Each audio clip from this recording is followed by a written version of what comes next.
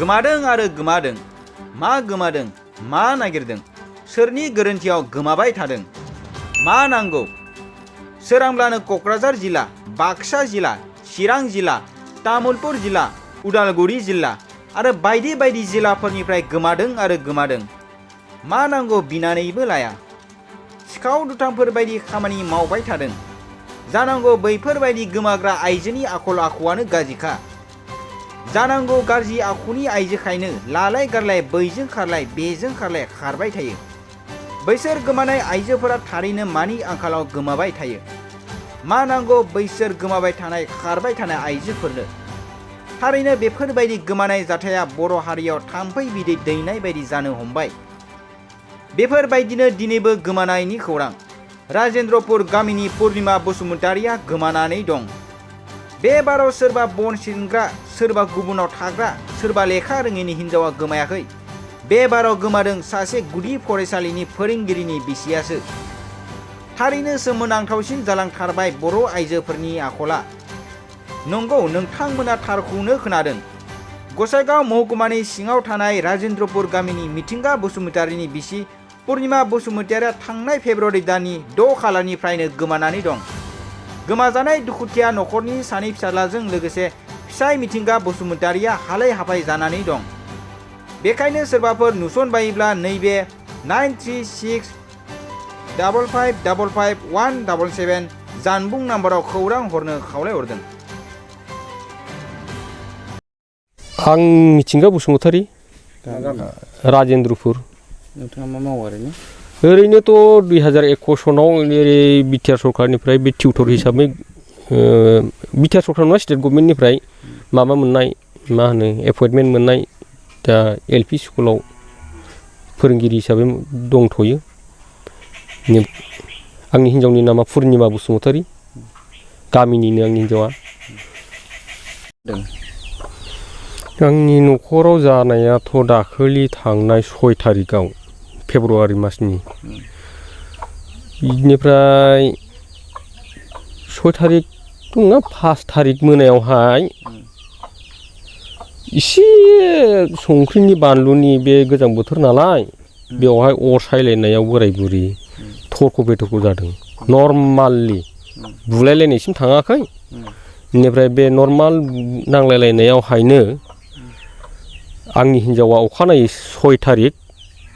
मंगलबार दिन फुंनि 10टा साराय 10टा बायदि समावहाय न'निफ्राय देलायनानै थांदों जाहैदों ओंखारलांदों बेनिफ्राय बेखौथ' आंनि न' खाथिनि मानसि सासे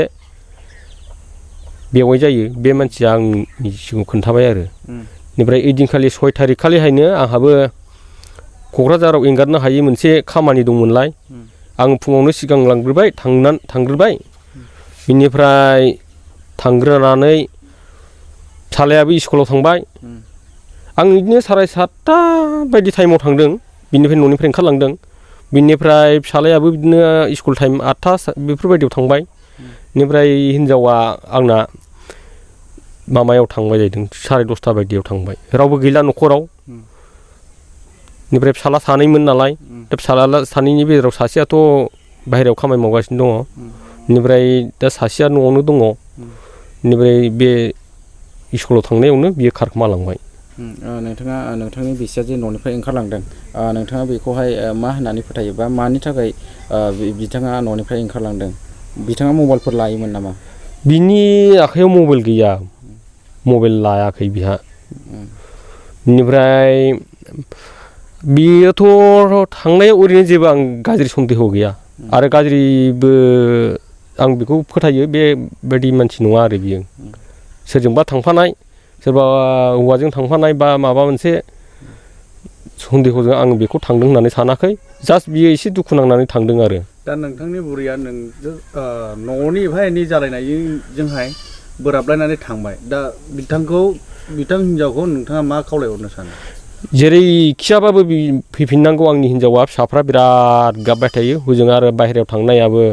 दङाबो गिलु बालु दाखालि खोनानाय लोगो लोगो गाबगासिनो दासिमावबो गाबगासिनो आरो फिसाला उन्दैयाबो गाबगासिनो दङ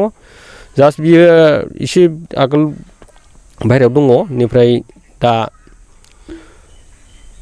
माबा बायहेरायाव थांदों आरो आंनि फिसाला माबाया उन्दैया बेनिफ्राय बेबो सङो खावो जायो बेनिफ्राय मोनाबाथाय गाबो बिमाखौ गोसोखांनानै दा होनदों आइखौ आंनो जेरैखियाबो नांफिनलै बाबा होननानै। नोंनि बैसोआ ओरैनो बेसेबांसिम बैसोनि जाखोमोन? बिनि डेट अफ बार्थआ 1980। आङो बेखौनो बुंदों माने जेरैखियाबाबो आंनि हिनजावखौथ' आंनो नांफिनखागौ आरो फिसालाफ्राबो बिमा हिसाबै नांगौ होननानै गाबबाय थाखायो। बेनिफ्राय आंनि हिनजावखौ जेरैखि जाया जायखि जाया सोरबाफोर सुबुंफ्रा नुबाय बायदोंब्ला आंनि जानबुं नाम्बाराव फन हरनानै खिन्थाहरनो थाखाय आं बर' हारिनि जानानै बयखौबो अननानै आंनो खिन्थाहरो जाहाथे बेखौनो आं खावलायहरनाय जादों। आंनि मबाइल नाम्बारा 9365431777 आरो खेबसेबाव 9365431777 9365431777 बे नाम्बाराव खिन्थाहरब्लानो आं मोनगोन। अननानै बर' हारिनि जानानै आंनि फिसाफ्रा गाबगासिनो दङ आरो जेरैखि जाया सोरबाफोर नुसनबायोब्ला आंनि हिनजावखौ ओरै बे नाम्बाराव खिन्थाहरनो खावलायो। आरो आंनि हिनजावखौबो नोङो जेरावखि थाङा बिमा नों गोख्रैनो गुरै गोसो साननानै नों फैफिननांगौ न'सिम। क'क्राझार नोगोरनि आर.एन.बी लामाजों थांनाय बागानसालि वार्ड नाम्बार 8आव रायजो राजाफोरनि गोग्गो देहा लाखिनो थाखाय सानजोरां इन्टारप्राइजआ गोदानै जेनेसा वेलनेस प्राइभेट लिमिटेड बेखेवदों।